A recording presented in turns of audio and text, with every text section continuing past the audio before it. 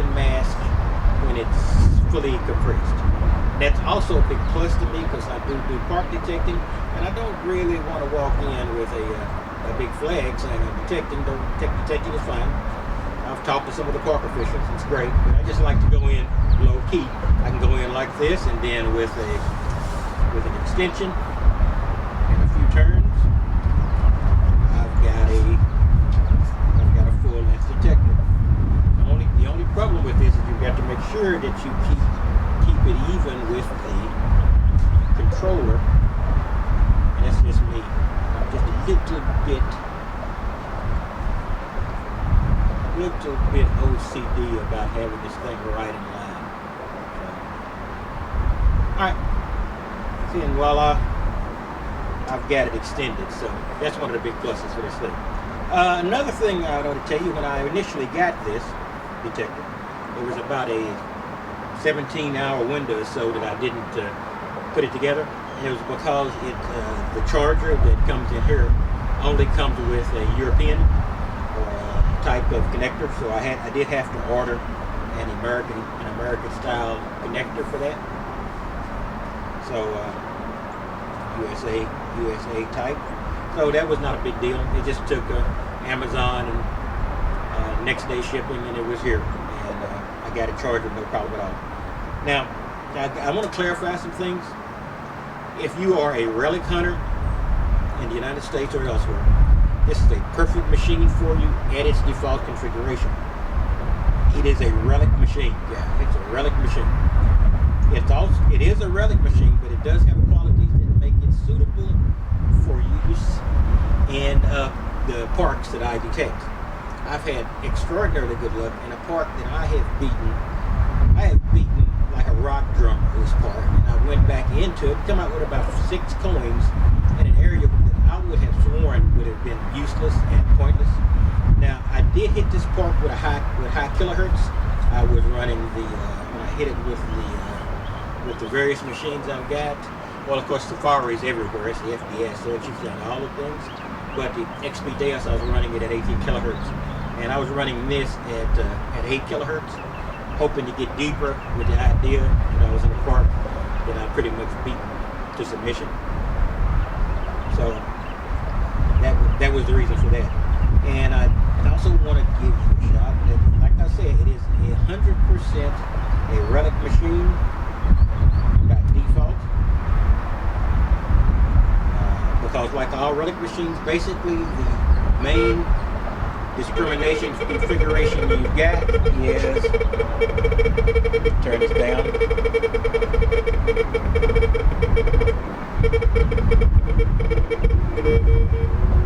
turn it all the way down, because I'm not going to actually show it. The main configuration you've got when you've got it in default mode. Let me go over there and change the discrimination mode. And let me hit it again and go into discrimination mode. Like I told you, I've got mono, two-tone, and all. And mono basically says I want to hear everything but iron. Two-tone says iron is going to be a grunt, everything else is going to be a high tone, and all is all metal. So if that doesn't fit the way you detect, it might be a little frustrating to you. And let me pop this thing all the way out. Now, another thing about it is it is a relic machine, but unlike the Nocta V-Locks I used, it's not a 100% point shoot type machine. So you're not going to, deep and dig, point shoot, deep and dig. We're doing a lot of camera videos later, and point shoot gets in my way sometimes. It's not an ordinary deep and dig machine because it will allow you to. It will allow you to tell with some accuracy what's in your ground.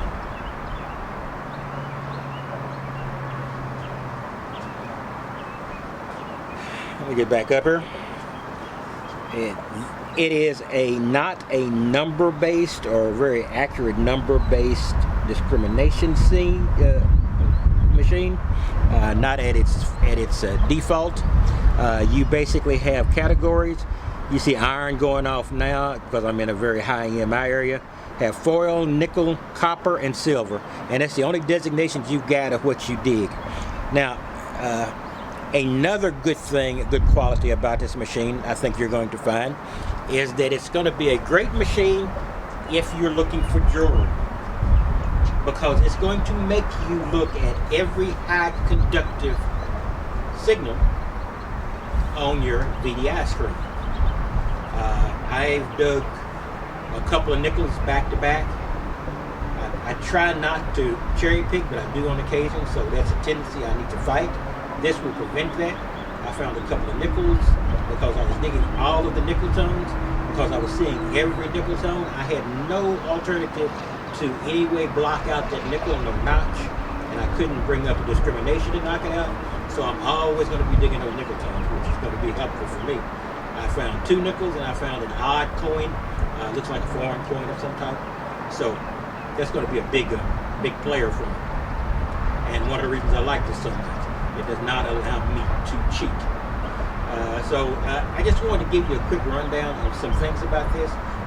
With this little screen, which is basically very much like a meter in electronic meter, it shows you the range. Usually if it's at the low end of the foil nickel range, it's thick foil so far that I've seen. If it's at the low end of the copper silver range, I found that to be clad most often. I have not found anything at the high end of the silver range there. Not a lot of silver in my parks, you have to hustle for it. Copper has been almost invariably at a higher range. Copper coins at a lower range, it also falls under the zinc. There is no zinc designation here.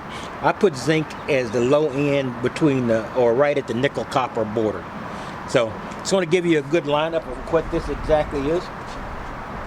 So I'll be getting back out there. This is I'm probably not going back out today because the parks will be packed.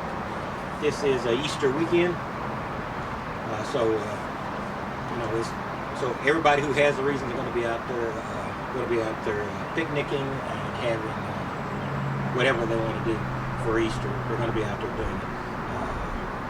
I may actually get out early on Easter Sunday before church time and do a little. We'll just have to see how that works out. But I've been very happy with this. I just want to give everybody the information on it. The coil is relatively small.